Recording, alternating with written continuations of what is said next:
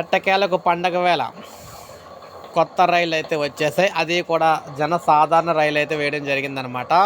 పండుగ రద్దీ వేళ 12 జనసాధారణ ప్రత్యేక రైళ్ళు, దానికి సంబంధించి టైమింగ్స్ కూడా, రూట్స్ కూడా అయితే విడుదలైతే చేయడం జరిగింది.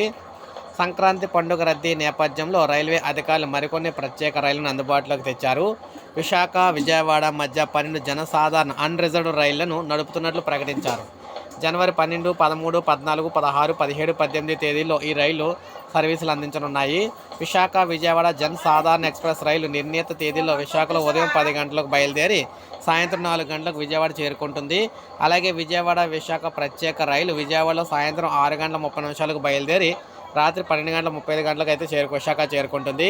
ఈ ప్రత్యేక రైలు దువ్వాడ, అనకాపల్లి, యలమంచిలి, తుని, అన్నవరం, సామర్లకోట, రాజమండ్రి, నిడదవోలు, తాడేపల్లిగూడెం, ఏలూరు, గన్నవరం స్టేషన్ల మీదుగా రాకపోకలు అయితే సాగించనున్నాయన్నమాట.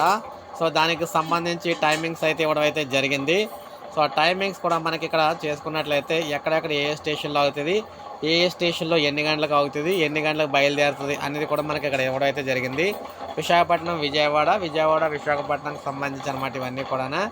సో ఈ విధంగా మనకి దువ్వాడ, అనకాపల్లి, యలమంచిలి, తుని, అన్నవరం, సామర్లకోట, రాజమండ్రి, నిడదవోలు, తాడేపల్లిగూడెం, ఏలూరు, గన్నవరం, విజయవాడ అయితే వెళ్తాయన్నమాట.